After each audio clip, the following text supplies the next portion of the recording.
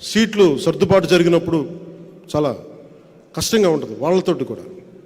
అలాంటిది వెంటనే ఇంకా సీట్లు నిర్ణయించలేదు. ఏదంటే ఏమేసినా జనసేన చాలా బలమైన పాదముద్ర వేస్తుంది అసెంబ్లీలో. దాంట్లో భాగంగానే ప్రతి సీటు కూడా గెలిచే సీట్ అవ్వాలి.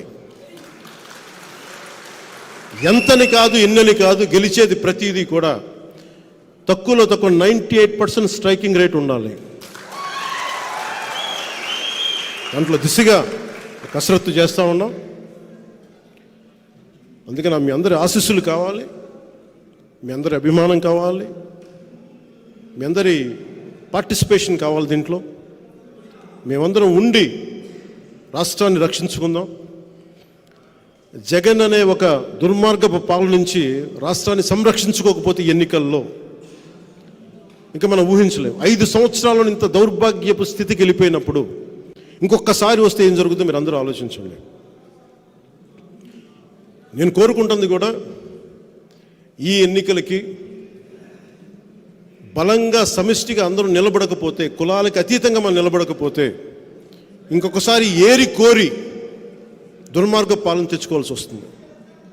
అందుకని నేను అన్నిటినీ దాటి రాష్ట్ర ప్రయోజనాల కోసమే ఈ రోజున నిలబడి ఉన్నాం.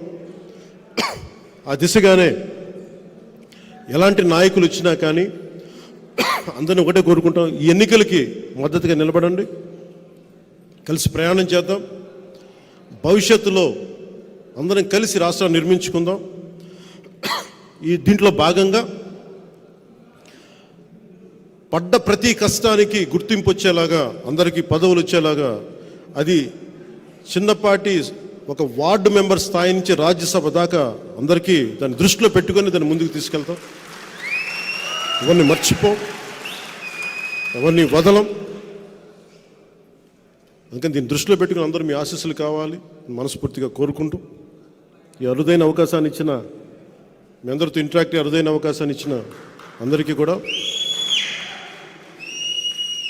పెద్ద ర్యాలీ చేసుకుంటూ వచ్చారు బయట ఉన్న విశేషమైన అభిమానులందరికీ, జనసేన మద్దతుదారులందరికీ ప్రత్యేకించి నా హృదయపూర్వక ధన్యవాదాలు. అలాగే పెద్దలు బాలశౌరి గారికి, వారి అబ్బాయి అనుదీప్ గారికి, ఇక్కడికి వచ్చిన విశిష్ట అతిథులందరికీ, జనసేన నాయకులందరికీ, ఆడపడుచులకి, మహిళలకి, అక్క చెల్లెలందరికీ, ప్రతి ఒక్కరికి ధన్యవాదాలు తెలుపుకుంటూ సెలవు తీసుకున్నాం. జై జనసేన, జై హింద్.